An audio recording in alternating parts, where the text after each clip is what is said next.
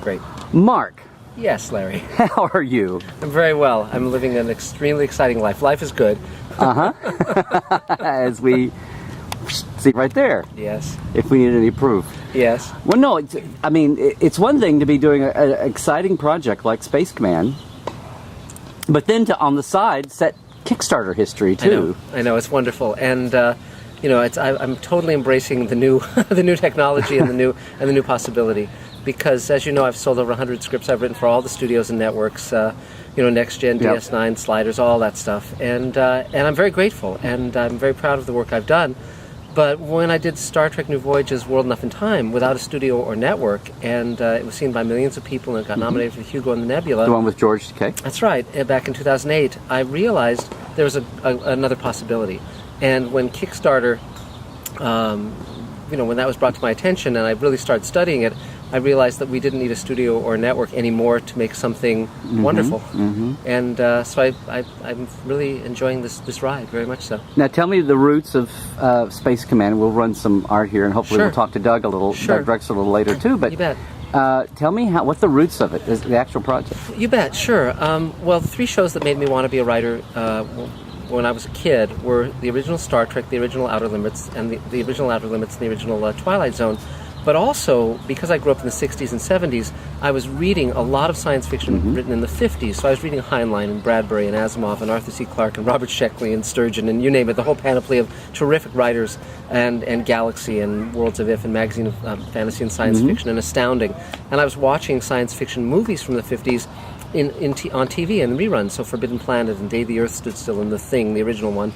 And so I was really aware of this amazing not only design aesthetic of 1950s science fiction, but also I realized recently that a lot of the books I was reading as a kid that were written in the 50s, without acknowledging it, these writers were writing in a shared universe. That they were actually writing where we go out into space, we land on the moon, we colonize Mars, we go out to the outer planets, and then we develop faster than light drive and out into the universe where we encounter alien races. And so a lot of these writers, their stories would dovetail very elegantly, whether it's the Martian Chronicles or Have Spacesuit Will Travel or any of those. And so that became a very interesting idea to me. And so as I got to know other creative souls on these shows I worked for, I started talking to Doug Drexler and my friend Neil Johnson, who's a director, producer, and I said, let's see if we can do something that is inspired by that design aesthetic, but also re-embraces the outward-looking, hopeful vision of the future that we had that certainly inspired Gene Roddenberry, God knows, and is continuing to inspire me and my team.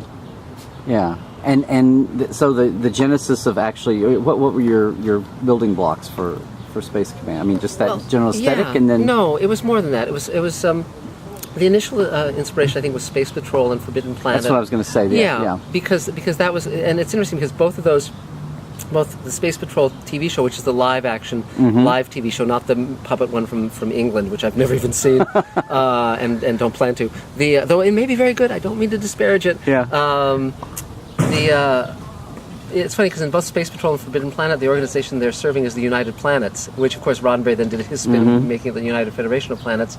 And clearly Roddenberry was very influenced by these. So I started with the notion of a crew on a starship, having adventures. But then, as Doug Drexler and I started talking, it expanded, and it became a much larger canvas, really exploring the outward urge of humanity from, going out to the moon and Mars and the outer planets, colonizing our solar system, then developing faster than light drive and going out into the stars and what we encounter there.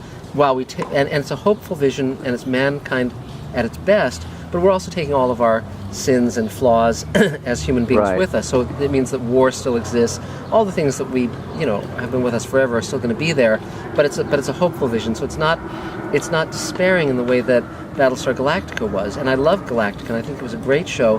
But I think sometimes I think that a dystopic vision is unfair because there's really nothing you can do with it. If you say everything is going to go badly, and no matter how hard you try, it's all going to crash and burn, That hasn't been true in my life, and it hasn't been true in the lives of my friends.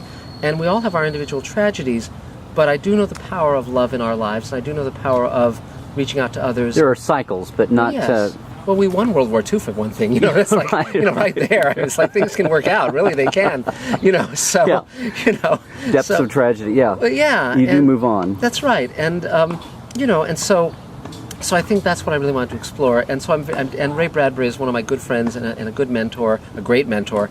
And what he did with Martian Chronicles, even something like Martian Chronicles, which has darkness in it. I mean, the Martians are largely wiped out. We have an atomic war, but mankind and the Martians both manage somehow miraculously to survive. And you have a sense that they will rebuild in their own way. And so, you know, so that's that. And Heinlein with his future history, where he laid out a future history and then started laying out stories and then writing stories that took place all along that timeline. Right. That was interesting to me. And then something else that also inspired me was, and I write about this on the Kickstarter page, my dad was abandoned by his father before he was born. And he only saw his father 3 times in his whole life. And I never met my grandfather. And I never even saw a photo of him when I was growing up. And it was only when the Twilight Zone Companion came out that a distant relative saw my name on the book and contacted me, and she had the family tree going back to the 17th century. Okay. And so all of a sudden I found out where my grandfather was from, and my great-grandfather, my great-great-grandfather, my great-great-great-grandfather. Thanks to Twilight Zone. Yes, and so, but I was very interested in the ripple effect from generations to generations. Right. And so in Space Command, I'm examining 2 families, the Kemmer family and the Sikander family, as they go out into space with this first outward urge, and then down the generations as there's alliances between them, there's enmities between them, and then we go to ultimately an event that takes them out into the stars. But we're going between these different generations. So the first movie that I'm writing now is primarily planted far down that timeline, but there's going to be a ripple effect from the generations. And so we'll get to see sort of that Chesley Bonestell inspired, you know, Heinlein inspired, really nuts and bolts hardware stuff. And Doug Drexler and Micah Cooter are going to be very influential in that part. But we'll also get to go further along that timeline to, you know, alien races and all of that. So, you know, so it's going to be a big, epic vision that's going to cover a number of films that we're going to do.